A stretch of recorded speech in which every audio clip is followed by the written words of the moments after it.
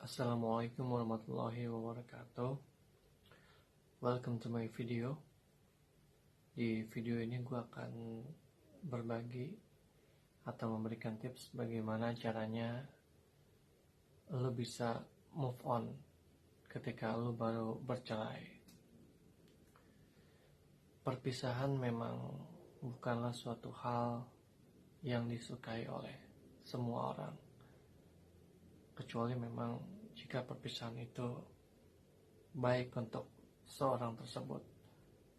Tapi permasalahannya, ketika kita bercerai,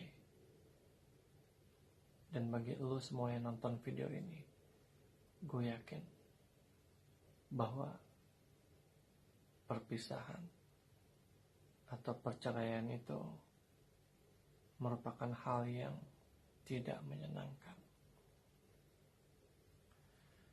Gue tahu apa yang lo alamin. Lo mungkin sedih, kecewa, atau bahkan gak tahu mau ngapain. Dan yang bisa menjawab itu semua cuma satu, yaitu waktu. Kenapa gue bisa bilang begitu? Karena gue udah melaluinya. Dan gue telah melalui waktu.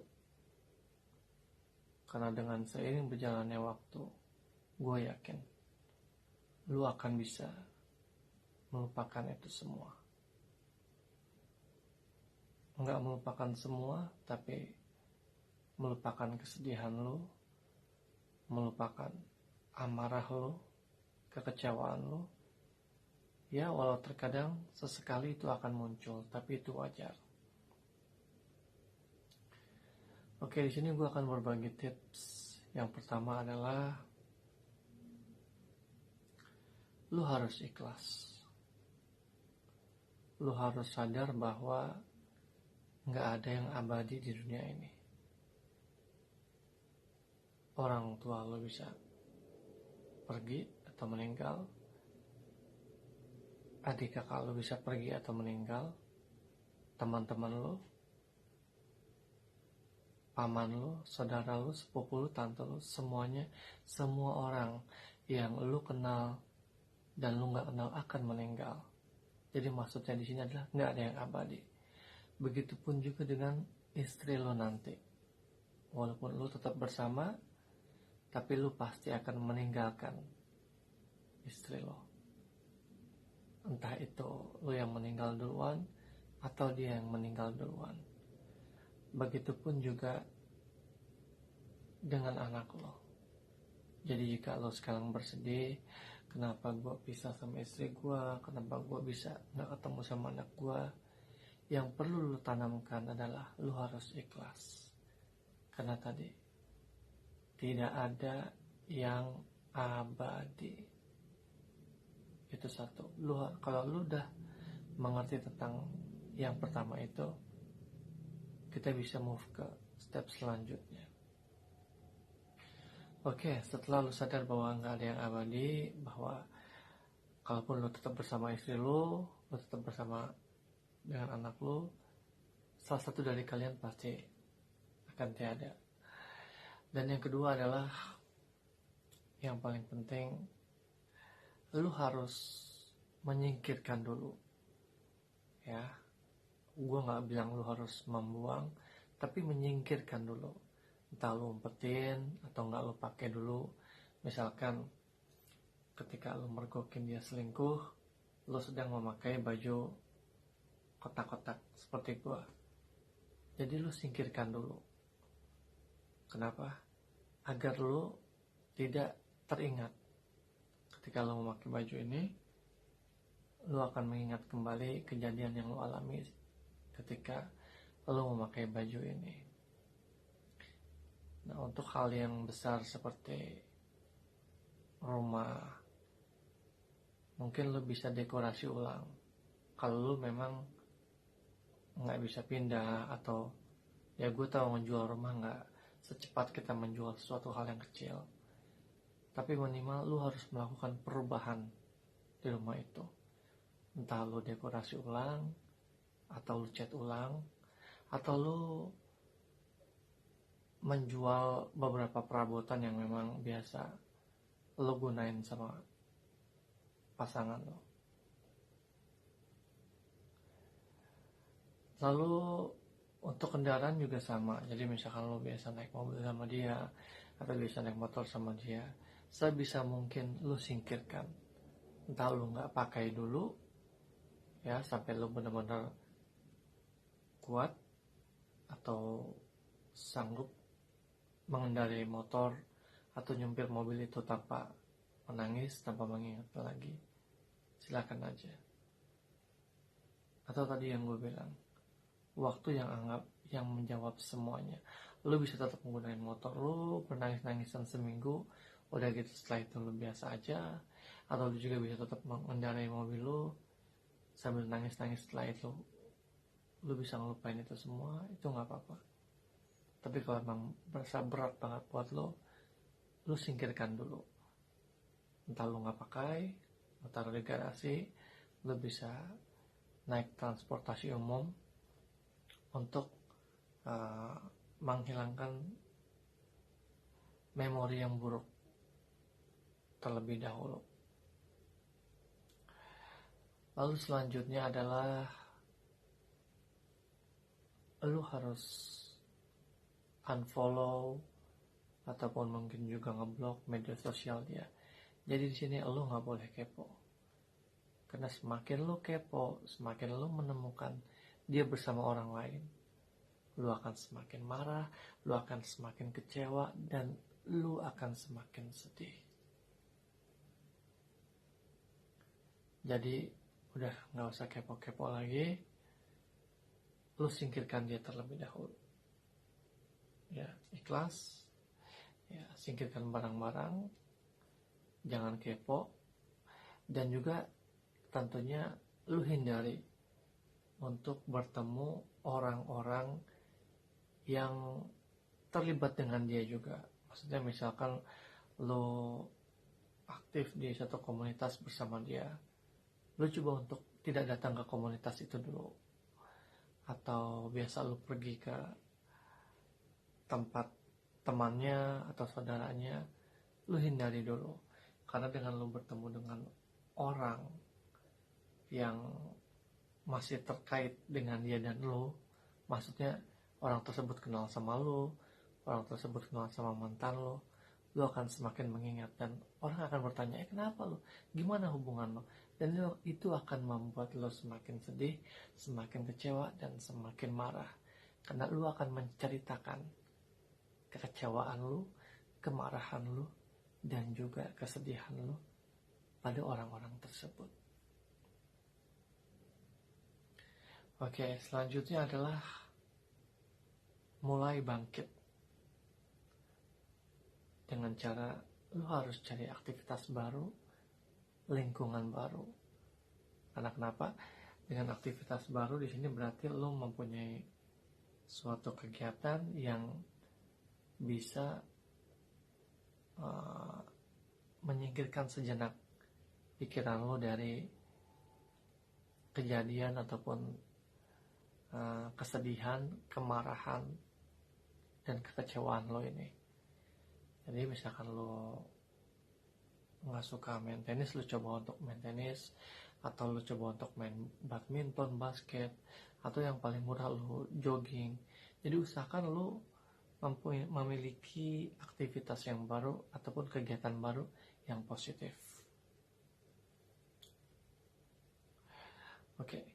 Lalu selanjutnya adalah lu harus mulai bergaul dengan orang-orang baru.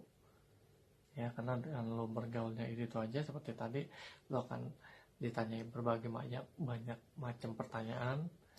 Ya kan, dengan lu orang baru, lu nemuin teman baru dan mereka nggak tahu tentang apa yang lu alamin. Jadi lu akan menjadi lu, tapi seperti di dunia yang berbeda kayak gitu. Maksudnya lu menyingkirkan sejenak permasalahan lo yang sedang lo hadapi. Lalu di sini tentunya lo harus tetap eksis. Dalam bentuk eksis tuh contoh di media sosial lo tetap mengupload kegiatan lo, atau lo tetap menunjukkan hobi lo yang lo suka gitu. Jadi jangan sampai lo ngilang gitu aja gitu, karena dengan lo ngilang gitu aja itu akan membuat lo di mata publik, di mata orang, bisa jadi bahwa lo menjadi orang yang kalah gitu. Kita di sini nggak bicara menang atau kalah, yang pasti dengan orang melihat lo tetap eksis, tetap melakukan sesuatu yang menarik gitu, orang akan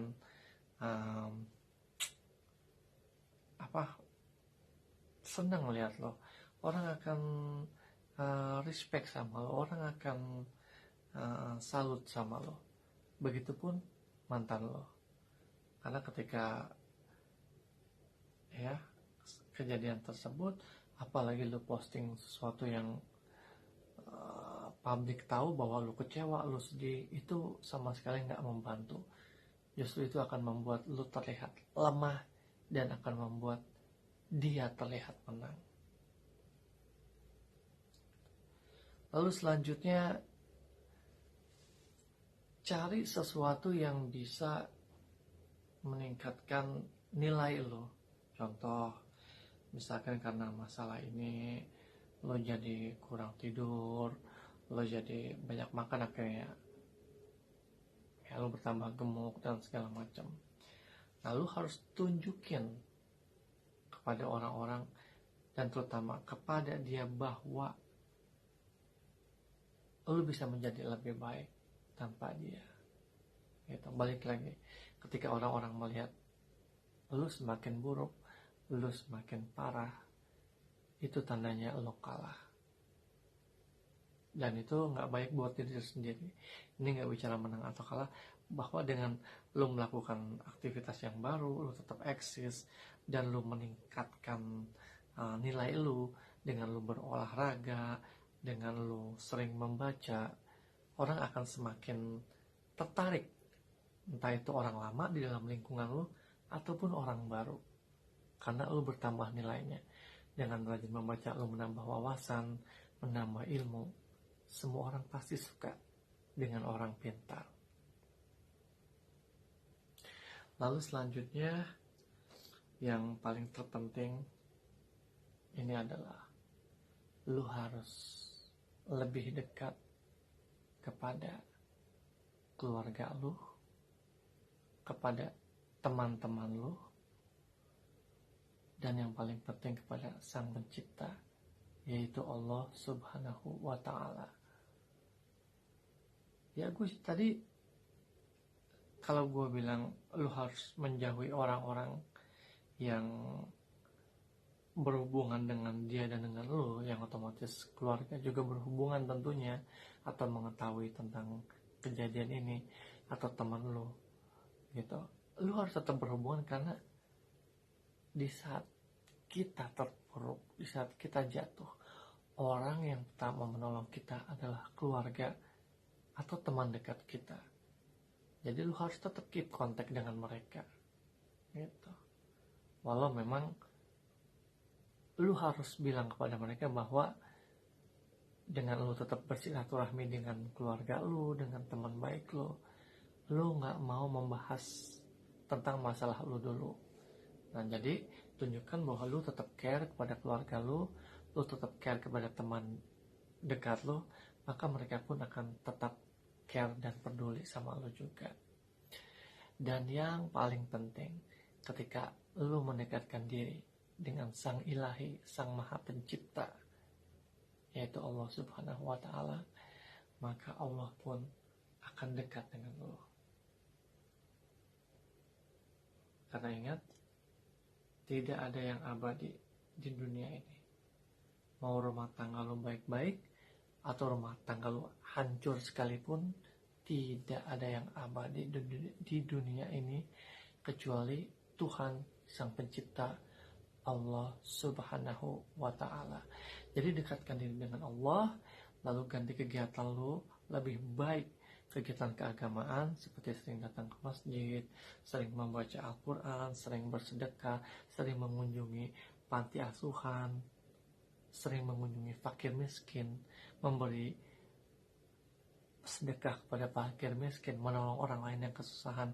Itu akan jauh lebih bermanfaat dan jauh lebih cepat dan membuat lo lebih menghargai hidup dengan lo melakukan kebaikan itu semua. Jadi itu aja pesan dari gue. Kenapa gue bisa ngomong semua itu, karena semua itu udah gue alamin dan itu yang gue lakukan, dan itu memang 100% terbukti. Oke guys, itu aja cerita dari gue atau tips dari gue. Semoga video ini bermanfaat. Jangan sedih-sedih lagi, jangan marah lagi, jangan kecewa lagi. Ikhlaskan, karena sekali lagi tidak ada yang abadi di dunia ini. Oke guys, sampai berjumpa lagi di video selanjutnya. Assalamualaikum warahmatullahi wabarakatuh. Tetap semangat.